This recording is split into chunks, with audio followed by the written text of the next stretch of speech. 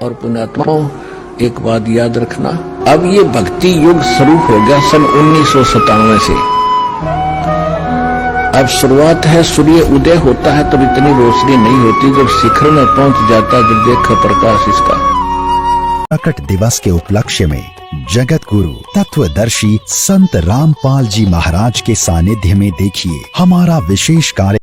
उसी अपनी लीला अनुसार परमात्मा सन 1398 संवत 1455 ज्येष्ठ सुदी पूर्णमासी, जो आज ये शुभ दिन हम मना रहे हैं, इस दिन वो परमात्मा यहाँ सतलोक से चलकर आए थे, एक शिशु रूप धारण करके भारत की पवित्र धरती, पवित्र शहर काशी के अंदर एक लहर तारा तालाब शहर से लगभग 4 किलोमीटर की दूरी पर था, आज भी विद्यमान है वो।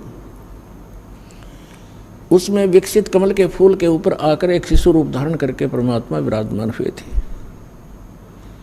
एक नीरू नीमा नाम के जुलाहा थे,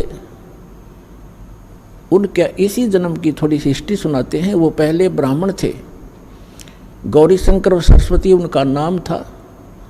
वो दोनों भगवान शिव के परम भक्त थे, बहुत निस्वार्थ भाव से कथा किया करते थे, किसी भी जनता को भ्रमित नहीं करते थे।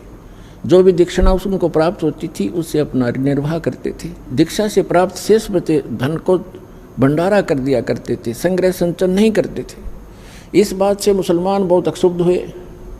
उनको ये भी मालूम था कि अन्य ब्राह्मण जो हैं गुरु, वो गौरी शंकर से ज़्यादा ईर्ष्या रखते हैं, क्योंकि उनका बोलबाला उनसे अधिक हो गया था, क्योंकि वो निस्वार्थ कथाएं किया करते थे। अन्य केवल गुमराह किया करते थे, जंतर मंतर करके दुनिया को भटका भरमा के अपनी रोजी रोटी किया करते थे। मुसलमानों को इस बात की चिंता हुई कि ये गौरी शंकर हिंदू धर्म का प्रचार घना कर रहा है और इसको मुसलमान बनाया जाए। उनको ये भी मालूम था कि अन्य धर्मगुरु जो ब्राह्मण हैं वो इससे ईर्ष्या रखते हैं, इसका साथ नहीं देंगे, जिस कारण से उनको उसी जन्म में बाई फोर्स मुसलमान बना दिया था। पहले निर्वाह चलता था दीक्षा से, लेकिन फिर वो दीक्षा बंद होगी, वो मुसलमान बना दिए गए। उनका नाम रख दिया नीरू और नीमा। नूर अली नाम रख दिया गौरी शंकर का, और सरस्वती का नाम रख दिया नियामत। उसको अब भ्रंश करके जैसे कहने लग जाते हैं, नीरू और नीमा कहने लगे। अब उनके सामने दो समस्याएं खड़ी हुई, एक तो निर्वाह की, दूसरी गंगा स्नान मुसलमान नहीं कर सकते थे उस पंचगंगा घाट पर, जिस कारण से गौरी शंकर सरस्वती ने अपने निर्वाह के लिए, तो नीरू और नीमा ने अपने निर्वाह के लिए जुलाहे का कार्य शुरू कर दिया। उसमें कोई पैसा नहीं लगता था, 3-4 डंडे गाड़ लिए जाते हैं, खड्डी बना ली जाती है, उसमें वो परमात्मा अपना, परमात्मा के जो मुँह बोले माता पिता हुए वो अपना निर्वाह करने लगे। अब उनके सामने दूसरी समस्या ये थी कि वो गंगा में स्नान नहीं कर सकते थे, और प्रतिदिन स्नान करके अपनी नित्य क्रिया करना उनका एक स्वभाव बन गया था।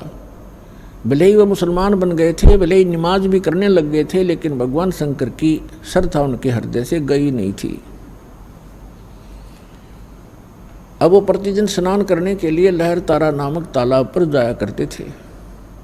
ब्रह्म मुहूर्त में प्रतिदिन स्नान करके आते थे। और लहर तारा तालाब कैसे बना था?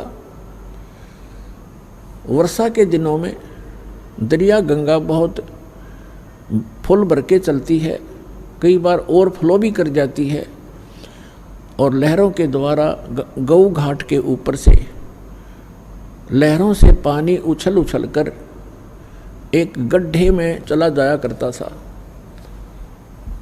और वो एक बहुत बड़े सरोवर का रूप बना लेता है। उसके अंदर कमल के फूल विकसित हो जाते हैं और गंगा का जल निर्मल रहता है, वो खराब होता नहीं। तो नीरू नीमा प्रतिदिन वहाँ स्नान करने जाया करते थे।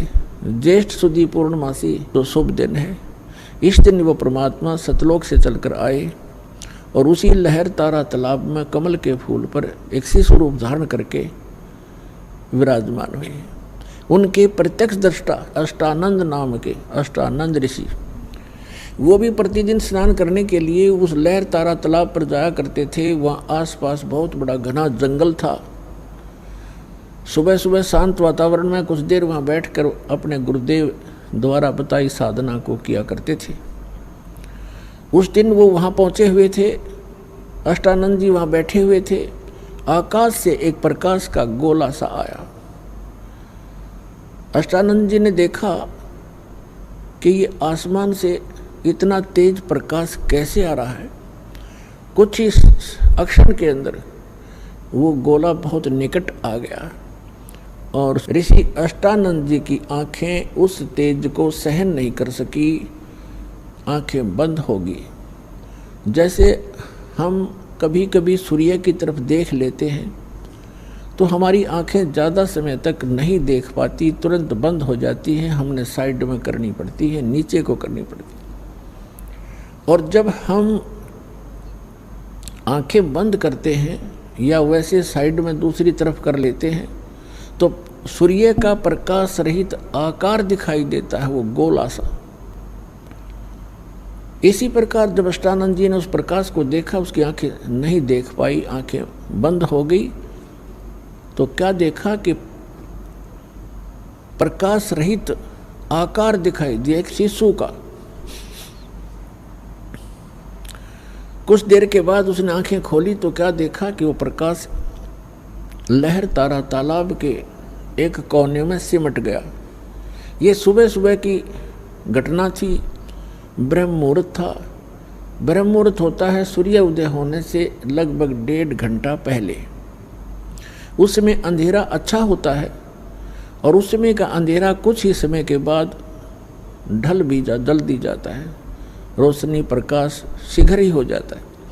तो अष्टानंद जी उस समय बैठे थे। फिर उसने देखा, उसने विचार किया अष्टानंद जी ने कि आज मैंने ये क्या दृश्य देखा, ये मेरी कोई आंखों की भ्रांति है या कोई सचमुच कोई ये वस्तु थी। इसके विषय में उसने सोचा कि हो सकता है मेरी कोई भक्ति की उपलब्धि हुई हो। उसके लिए शंका समाधान के लिए वो तो उठकर चल पड़े। स्वामी रामानंद जी के पास गए और उनसे सब आंखों देखा विवरण बताया कि हे स्वामी जी, हे गुरुवर, आज आपके बालक ने ऐसे बहुत तेज प्रकाश देखा, ऊपर से आ रहा था बहुत स्पीड से, जैसे तारा सा टूटा करता है। और जो ही वो निकट आया मैंने देखा तो मेरी आंखें बंद हो गई, सहन नहीं कर सकी उस तेज को। आंखें बंद हुई तो मैंने क्या देखा गुरुवर कि एक शिशु रूप दिखाई दिया। दोबारा मैंने आंखें खोली तो सामने क्या देखा कि वो प्रकाश उस लहर तारा तालाब के एक कोने में सिमट गया। फिर मुझे कुछ दिखाई नहीं दिया अंधेरे में। ये मेरी कोई भक्ति की उपलब्धि है या कोई मेरी भ्रमना है, भ्रांति है? इसका समाधान कीजिए। स्वामी रामानंद जी ने कहा कि बेटा, ऐसे जो लक्षण होते हैं वो ऊपर के लोकों से अवतार गण आते हैं और वो यहाँ किसी माँ के गर्भ में प्रवेश करेगा। कोई ऊपर से अच्छी आत्मा देव आए हैं और वो यहाँ किसी माता के बहन के गर्भ में रहेगा और फिर यहाँ आके अपनी जीवन लीला करेगा। अब जैसा भी स्वामी रामानंद जी को ज्ञान था उसने अपने शिष्य का समाधान कर दिया। इनको इतना ही मालूम है कि इनके भगवान श्री राम, श्री कृष्ण और भी जितने ये 9-24 अवतार बताते हैं, सभी माँ से ही जन्म ले करके उन्होंने यहाँ लीलाएं की। इनको उस अजन्मा भगवान की जानकारी नहीं है, इसलिए अपने शिष्य का जैसा शंका समाधान वो कर सकते थे कर दिया। अष्टानंद जी संतुष्ट हुए। उधर से क्या था कि नीरू नीमा बहुत वर्षों विवाह को हो चुके थे, उनका संतान नहीं थी। तो काफ़ी वर्ष बीत गए थे, वो लगभग 60 वर्ष के आयु होगी थी नीरू और नीमा की, उनका संतान नहीं थी। रास्ते में अकेले आ रहे थे। नीमा फूट फूट कर रो रही थी कि हे भगवान शंकर, हे देव, हे महादेव, मुझ दासी को भी एक खिलौना दे देते, मेरा भी संसार में मुंह ऊपर को करके जीने का साधन बन जाता।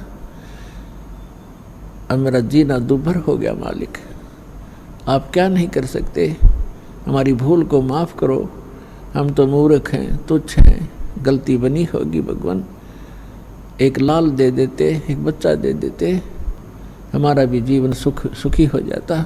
आपस में चर्चा करते करते लहर तारा तालाब पर पहुंच गए। स्नान करने के लिए पहले नीमा चली गई, नीरू बाहर दूर बैठ गया। नीमा स्नान करके बाहर आई उस लहर तारा तालाब के उस घाट से। उसके बाद नीरू स्नान करने के लिए तालाब में प्रवेश किया। तब तक रोशनी सी हो गई थी, थोड़ी थोड़ी उजाला सा हो गया था, सूर्य उदय नहीं हुआ था। और नीमा फिर स्नान करते समय जो वस्त्र बांध कर अपने लपेट कर नहाई थी शरीर के, उसको धोने के लिए जब पुनः तालाब पर गई, उसने क्या देखा कि कमल के फूल के ऊपर कोई वस्तु हिल रही है, क्योंकि परमात्मा कमल के फूल पर शिशु रूप धारण करके विराजमान थे, सतलोक से आकर विराजमान हुए थे और पैर के एक पैर को हिला रहे थे। वो पैर को हिला रहे थे। नीमा ने देखा कि कोई सर्प ना हो और गौर से देखा तो क्या देखा कि तो बालक है, छोटा सा बच्चा। उसने अपने पति से कहा कि देखियो जी, कमल के फूल पर बालक है, देखियो उस कमल के फूल पर बालक लेटा है। नीरू कहने लगा कि नहा रहा था वो, नहाते नहाते कह रहा कि नीमा तू मेंटल होली, तू बिल्कुल पागल होगी बच्चों के मोह में। अब तुझे सरोवर के अंदर जल में, गहरे जल में भी बच्चे दिखाई देने लगे, तो कुछ संतोष कर, कुछ सब्र कर। तो वो फिर जोर से कहने लगी देखियो जी, सचमुच देखो देखो देखो सामने। अब उसने सोचा देख तो लूं, या पागल किसको क्या कह रही है। उसने जो ही जिस तरफ वो संकेत कर रही थी ध्यान से देखा तो सचमुच एक कमल के फूल पर बालक लेटा है। अब उसने भी आव देखा ना ताव देखा, कमल के फूल समेत तोड़ लिया, उठा लिया और अपनी पत्नी को थमा दिया कि सचमुच ये तो बालक यहाँ डूब जाता, तो शुक्र है तुमने बता दिया। अब वो बच्चे को लेकर इतना प्यार करती है और सौ शुक्र मनाती है अपने शंकर भगवान के कि हे भोलेनाथ, हे परमात्मा, आज ही हृदय से पुकारा था, आज ही आपके ने अपनी दासी की पुकार सुन ली। ओए होए कितना सुंदर बालक दे दिया, सीने को लगावे, कभी उसका मुंह चूमे, प्यार करे और सौ शुक्र मनावे शंकर भगवान के।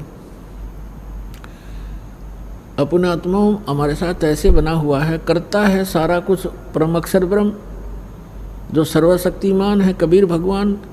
और हमें जो कुछ भी यहाँ उपलब्धि हो रही है अपने संस्कारवश, उनका क्रेडिट हम देते रहे ब्रह्मा जी, विष्णु जी और शिव जी और अन्य देव देवताओं को। ये हमारी भूल थी। अब इस बच्चे को अपनी पत्नी को थमा दिया नीरू ने, और नीमा लेकर जल से बाहर आकर उसका प्यार करती है, कभी मुंह चूमती है, कभी सौ शुक्र मनाती है। क्या बताते हैं कि जब वहाँ आए, परमात्मा को लेकर आए, चाहे आसपास के लोग इकट्ठे हो गए, यहाँ तक काशी के राजा तो थे वो भी देखने आए कि इतना सुंदर बालक है, भगवान कमाल हो गया। गगन मंडल से उतरे सतगुरु पुरुष कबीरे, नाम लिए बंद टूटे हैं और टूटे जम जंजीरे। 84 बंधन कटे वो कीनी कल्प कबीरे, भवन चतुर्दश लोक सब ये टूटे जम जंजीरे। अनंत कोट ब्रह्मांड में वो बंदी छोड़ कहाए, सतगुरु पुरुष कबीरे हैं वो जननी जने नमाए।